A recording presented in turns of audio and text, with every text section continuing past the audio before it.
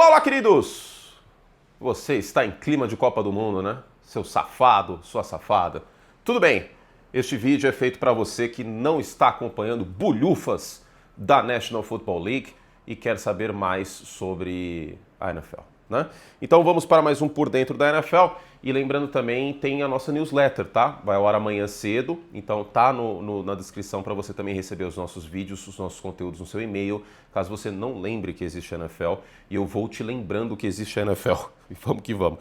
Mas hoje, aliás, temos novidade, temos vencedores e perdedores no final desse vídeo, com groselha, hein? Com groselha, vamos que vamos. É isso, vamos começar então? Sem mais delongas, lembrando, este é o Por Dentro da NFL, então eu tenho um tempo determinado para falar sobre um determinado assunto. E promessa é dívida, muito obrigado a quem é membro desse canal, porque se eu fosse viver apenas de anúncio no YouTube em junho e julho, eu estaria provavelmente aí numa situação financeira bem complicada. Mas os membros sustentam essa bagunça e os membros permitem que eu compre uma nova ampulheta. Eu comprei uma nova ampulheta, então subindo aqui as pautas, não tão quentes, pauta frio nesse momento, pauta fria no caso, desculpe, tá frio, inclusive tá bem que tá. Crianças assistindo, desculpe, tá? Não assista esses vídeos sem monitoramento de adultos. Então tá aqui, 3 minutos essa ampulheta, todos os assuntos vão ser 3 minutos, que acho que não tem tanto assim para falar. Vamos começar com o Patrick Mahomes? Vamos começar com o Patrick Mahomes. Então, Plow, que comece o tempo, 3 minutos aqui rodando. Seguinte, Patrick Mahomes, se você sonha em ver Patrick Mahomes no seu time, provavelmente você não verá isso acontecendo nessa década. Esse novo contrato, ele alivia a folha dos Chiefs em 26 e 27, e o Patrick Mahomes, se for free agent, um dia será em 2034. Mas para além da gente analisar o contrato, que não tem muito o que falar, né? Ah, o Mahomes é o quarterback mais bem pago da NFL. Em outras notícias, a água é molhada e o ar tem oxigênio. Então, faz todo sentido do mundo ele ser o jogador mais bem pago da liga, o quarterback mais bem pago da liga. Ponto. A média era de 45 milhões, né, quando ele assinou aquele contrato anteriormente. Agora ela vai para 63 milhões, tá? O Mahomes tem a maior média agora, o Dak Prescott está em segundo com 60 e tem uma galera com 55, Allen Burrow e Trevor Lawrence. Eu fiz um vídeo para os membros que vai aparecer aqui no final, tá? Aqui no final vai aparecer que eu falei sobre o Patrick Mahomes. Mas eu queria comentar um ponto que eu também falei num Reel hoje, mais cedo, na outra rede social, que é o seguinte. O que a gente tira desse contrato nas entrelinhas? Que o Patrick Mahomes está caminhando para jogar em setembro na semana 1. Não só por esse motivo, mas porque a NFL colocou Kansas City Chiefs e Denver Broncos, que são os dois times que a gente imagina que vão brigar pela divisão. Os Chargers eu coloco no bolo também, mas a gente tem que ver como vai ser esse novo ataque com o Mike McDaniel chamando. Eu estou otimista, na medida do possível, né? Porque a gente sabe que o Justin Herbert é um grande Charles Leclerc. Olha só, vai ter Fórmula 1 hoje no final, aguardem. Mas a NFL não teria colocado esse jogo na semana 1 no Monday Night Football se não houvesse otimismo na recuperação tanto do Bo Nix, que eu vou falar daqui a pouquinho, como do Patrick Mahomes. Então, Mahomes renova o contrato. Em outras notícias, a água é molhada, tá? Para mais sobre, falei mais num vídeo para os membros. Vamos continuar, porque infelizmente ontem eu assisti Holanda e Japão, um jogaço, hein? Bom jogo, estou aterrorizado, o que eu mais tenho nesse momento assistindo a seleção brasileira não é raiva nem alegria, é medo. Porque o Brasil tende a pegar a Holanda ou o Japão na segunda fase, também conhecida como fase de 1/32 avos da Copa do Mundo de 2026. E aí o jogo foi no Dallas Stadium e eu fiquei muito ansioso para ver o Jerry Jones. Obviamente ele não teve acesso ao seu camarote, né? Porque quando você cede o estádio para a Copa do Mundo você perde seu camarote, uma notícia muito triste. O Jerry Jones tem acesso aí a sua Dr. Pepper no seu camarotezinho. Também teve que ver o estádio ser colocado cortinas, né, e grama natural no estádio dos Cowboys, o Dallas Stadium. E até julho é Dallas Stadium, hein, gente? Não se esqueçam. Não existe nenhuma operadora de telefonia que tem name rights do Dallas Stadium. E aí eu fiquei muito na expectativa de ver o Jerry Jones, mas infelizmente não aconteceu, né? Um grande momento da transmissão no Dallas Stadium quando aparece o Jerry Jones. Mas a gente vai ter que falar de Jerry Jones aqui, o mago do entretenimento, o patrono maior da off-season, junto de Aaron Rodgers. Por quê? Porque a gente tem a situação do George Pickens. O George Pickens não apareceu nos OTAs e acabou o tempo já, né? Então vamos lá, ó. Foi no limite. Então vamos começar a próxima pauta. Blow. O George Pickens não apareceu nos OTAs, mas ele tende a aparecer nessa semana, lá em Dallas, ou em Frisco, sei lá onde é esses treinos dos Cowboys. Olha só o compromisso com a informação que eu tô tendo. Mas tanto faz, tanto fez. Onde é o camp dos Cowboys? É na Califórnia, que é onde eles fazem o training camp da Califórnia, ainda não tenho a menor ideia. É nos Estados Unidos, tá? É na América do Norte. O George Pickens vai aparecer pelo simples motivo que se ele não colar nesse minicamp agora de junho, ele vai tomar multas que totalizam $90 mil. E com $90 mil você pode comprar 185 PlayStation 5. Então, eu acho melhor não. Com $90 mil você pode comprar 3 Camaros. Eu acho melhor não tomar essa multa. A questão é a seguinte, o Stephen Jones, também conhecido como filho do Jerry Jones, ele disse que há planos para o futuro em relação ao George Pickens, mas não deve haver negociação de médio e longo prazo com o George Pickens. Ou seja, a tendência é que ele jogue com a franchise tag nesta temporada, no contrato de $27,3 milhões que ele assinou a tag, lembrando. Então, essa caminha para ser a tendência, o prazo da tag aí ao meio do ano para você renovar em longa duração, a gente deve ver aí o George Pickens jogando com a tag. Será que ele aparece no training camp? Eu acho que está caminhando para isso. Talvez o George Pickens tenha entendido e tenha sido razoável que o melhor para ele é colar sim no training camp, é chegar voando na temporada para tentar reprisar os excelentes números que ele teve na temporada passada. Foram 93 recepções, quase 1.500 jardas, 1.429 e 9 touchdowns. A produção dele foi bastante acima do que a gente esperava e que com certeza o Pittsburgh Steelers esperava quando trocou o George Pickens aí para Dallas. Os Cowboys que miram ganhar a NFC Leste. Totalmente plausível que isso possa acontecer. Filadélfia é um time que teve seu momento conturbado no final da temporada, tem um novo coordenador ofensivo, para variar, né? O 15º coordenador ofensivo do Jalen Hurts. O Jalen Hurts teve mais coordenador ofensivo que o Fábio Júnior teve de esposa, né? Se você contar o college football, o que é um feito assim realmente notável, né? Porque foram 7 esposas diferentes aí para o Fábio Júnior, né? O Fiuk é filho de uma mãe, a Cleo Pisa é de outra, então assim, uma coisa realmente complicada.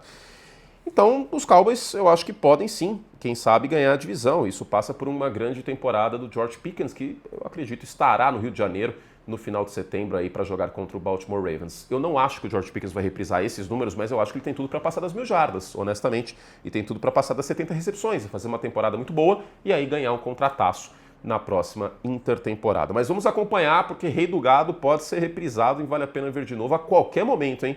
Se tratando de Jerry Jones, a gente sempre tem que ficar de olho na off-season. Deu tempo? Olha só, no limite, hein? No fio da navalha, estamos muito bem. E esta ampulheta funciona, hein, Brasil? Eu não coloquei o timerzinho, então ainda estou invicto. Olha só que maravilha, ainda estou invicto. Vamos para a próxima pauta? Bom, posso falar? Essa pauta aqui vai ser 1 minuto, velho. Assim, tô meio que de saco cheio dessa situação. Ponto, 1 minuto. Seguinte, o Brandon Sorsby, ele ganhou na Justiça Comum o direito de elegibilidade aí no college football, ele não iria mais para a NFL para o draft suplementar, mas isso aí virou uma celeuma jurídica inacreditável e mais uma vez a gente entra no modo por dentro do direito, no qual eu utilizo meu diploma aí que até hoje não foi utilizado de maneira apropriada, né? Não prestei concurso, não tirei o AB, mas estamos aqui falando por dentro do direito. A Big 12, a conferência onde joga o Brandon Sorsby / Texas Tech, simplesmente decidiu processar a Texas Tech no caso do Brandon Sorsby jogar nessa temporada. Quem raios é Brandon Sorsby? É o quarterback de Texas Tech, que a nota dele seria de dia 2 se ele viesse para o draft nesse último. A tendência é que ele jogasse e viria para o draft ano que vem, mas vamos ver o que vai acontecer, tá? Tô acompanhando essa celeuma, tem processo para tudo quanto é lado, virou justiça comum, a NCAA não quer que ele jogue e tal. Aí você me pergunta, estourou o tempo? Tá quase estourando. Mas por que raios esse assunto? Porque este cidadão, ele é completamente maluco. Eu vou falar que ele é maluco. Por que ele é maluco? Porque ele é jogador basicamente profissional, porque hoje no college é quase profissional, e ele achou uma boa ideia apostar em campeonatos de futebol do leste europeu. Apostar sendo jogador? Não pode, meu amigo. Pelo amor de Deus, você não viu o que aconteceu? Você não assistiu o Campo dos Sonhos com o Kevin Costner? Você não viu o que aconteceu com o Chicago White Sox no 1919? Não pode, cara. Vocês têm que escolher um caminho. Ou você vai ser apostador e ser fã, ou você vai jogar o bagulho. Não dá pra ser as duas coisas. Enfim, tô de saco cheio dessa história. Vamos lá, seguindo. Essa aqui também vai 1 minuto. Pá!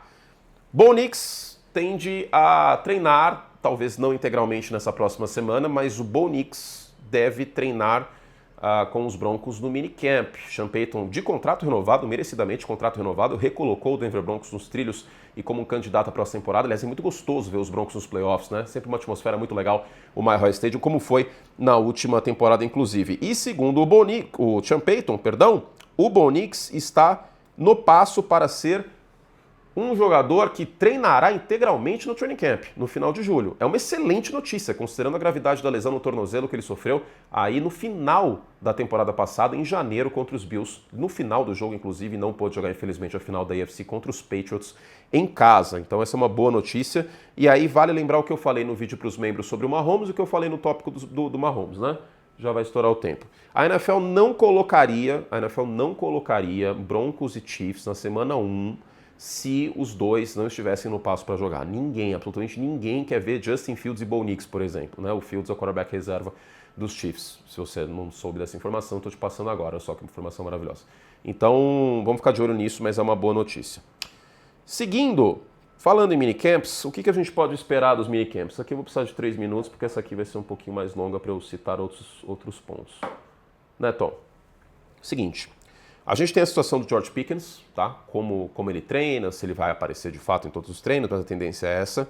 Baker Mayfield é outra situação para monitorar, especialmente porque o Patrick Mahomes acabou de renovar o contrato. É óbvio que o Tampa Bay Buccaneers não vai dar um contrato de 64 milhões de dólares para o Baker Mayfield, superando a média do Mahomes, ou mesmo os 60 milhões do Dak Prescott, mas eu acho que o Baker Mayfield está no passo para ganhar um novo contrato, né? Não tem nada muito quente em relação a isso, a gente pode ter notícia em breve, e o Baker pode ser que ganhe mais de 50 milhões, tá? Olho nisso. Tampa que tem, aí pela primeira vez desde 2014, treinamentos de intertemporada sem o Mike Evans, que agora é jogador dos 49ers. Também temos mais destaques da disputa de titularidade, que não é tão bonita, mas vai acontecer, entre Tua Tagovailoa e Michael Penix no Atlanta Falcons, que é um time que dá para brigar para ganhar a divisão, tá? A NFC Sul não é tão forte assim. Seria a minha aposta Atlanta? Não seria, honestamente.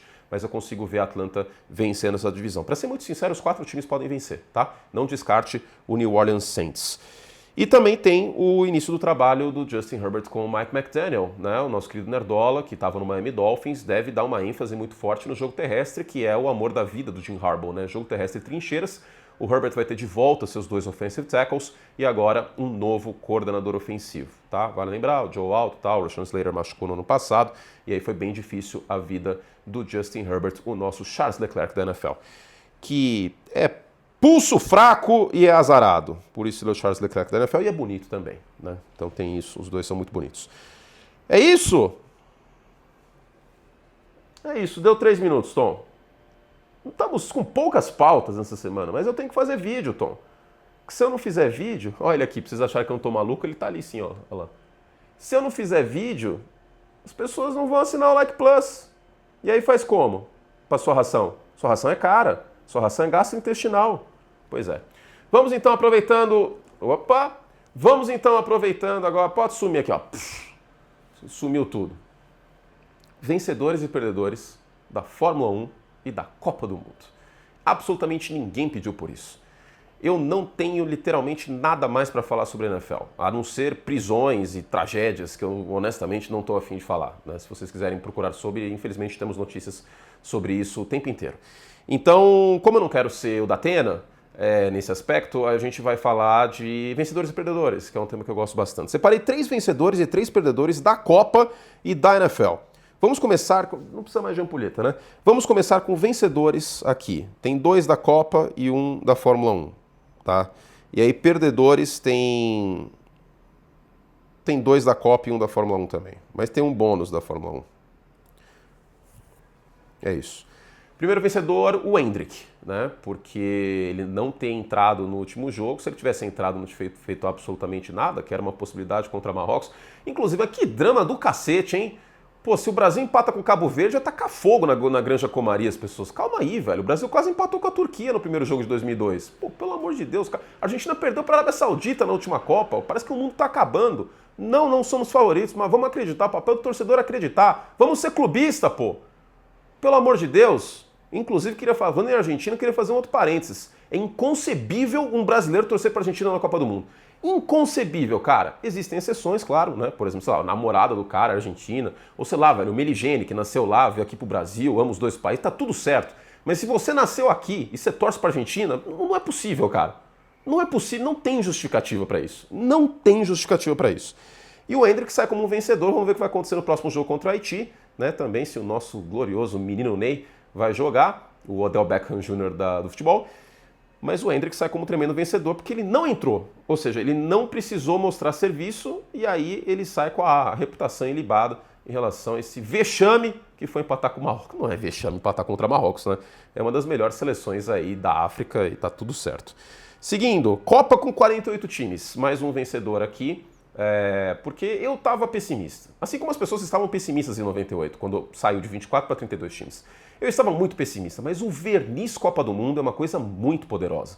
A FIFA tem nas mãos um produto que é inigualável. Se você colocar qualquer seleção para jogar com a musiquinha do Chicago Bulls, com os times entrando, com o logo da FIFA, os times perfilados, as duas bandeiras, no meio de uma tarde, não tem como. Pode ser Uzbequistão e Nova Zelândia. A gente vai assistir, porque é Copa do Mundo. Por causa da escassez. A NFL é muito beneficiada pela escassez também, né? É de 4 em 4 anos. Então, Copa do Mundo com 48 times, show. Chupa Espanha, inclusive. Torço contra todos os times que estão aí com possibilidade de ganhar essa Copa, que não seja o Brasil. E aí eu tenho uma teoria também. Europeu contra sul-americano, obviamente eu torço para sul-americano, a menos que seja Argentina. Aí a Argentina eu torço para qualquer outra seleção do mundo. Sei lá, Mongólia e Argentina, Mongólia. México e Argentina, México. Guatemala e Argentina, Guatemala. Qualquer outra seleção contra a Argentina, qualquer outra seleção. Se for um europeu contra o México, México. Se for um asiático, por exemplo, ontem, Equador e Costa do Marfim. Nada contra a Costa do Marfim, mas vou torcer para meus irmãos sul-americanos. Né? Enfim.